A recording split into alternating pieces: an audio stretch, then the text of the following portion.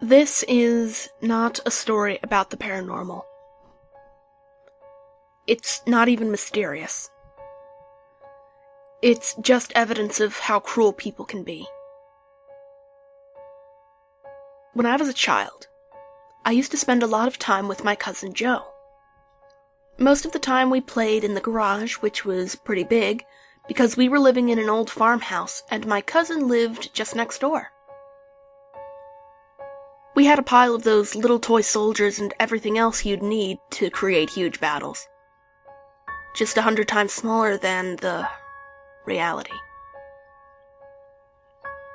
My father, David, had been a soldier, and this was our only possibility to feel like heroes. It was great, and we never really got tired of it. And we had a lot of space. My parents parked their cars outdoors, so the garage was our realm. That was until we were 6 or 7. I don't remember how old I was exactly.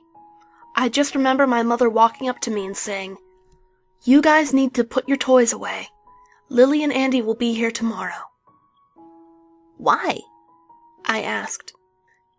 "They need a garage for their camper van, and they'll pay us a little money." So, that was that. Our toy soldiers ended up in some cardboard boxes, and our realm had been conquered. We tried to play with them on our lawn or some places in the garden, but that wasn't the same. Some days later, my cousin came up with the idea of taking the rest of the space in the garage and play there again. The battlegrounds were smaller, but it was better than nothing. And from time to time, Aunt Lily and Uncle Andy, not Joe's parents, Andy was Dad's brother, would come and take the van if they planned some traveling over the weekend. Then we would conquer back the rest of the garage for a limited period of time. A little over a year later, they came again to take the van. We had already prepared the whole garage for a battle we planned to fight the next day, but the next day came, and when I got out of bed, I heard a woman crying in the kitchen. My aunt and uncle were already back, and they looked totally devastated. I didn't dare ask why they were crying, and hours passed until my mother finally came up to me and told me what happened. They had already been ready for a 4-hour drive to some campsite, and planned on starting early the next morning, but when that morning came, there was just panic and all the plans were canceled in a split second. Their little baby son, Jason, was gone. That morning, the crib was empty. It was not possible for him to escape by himself because he couldn't even walk yet. I don't remember much of the following weeks, just that everyone was feeling low, and thousands of missing child papers all across the town and towns around, just everywhere. The word abduction was mentioned very often, but then the search stopped. Jason was still missing, and Lily and Andy were still looking for him. But we tried to find our way back to normal life and did pretty good. Well, more or less.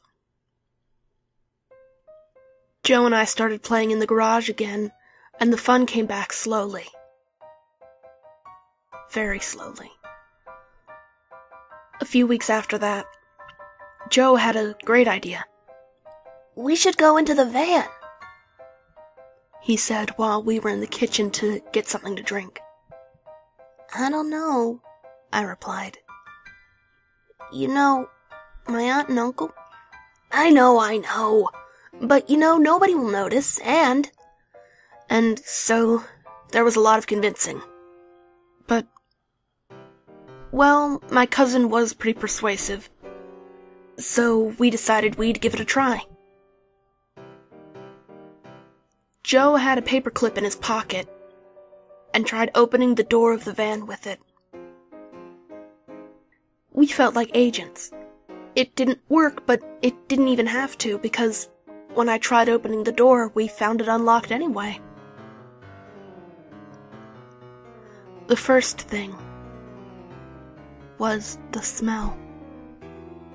It was disgusting, and there's no other word to describe it.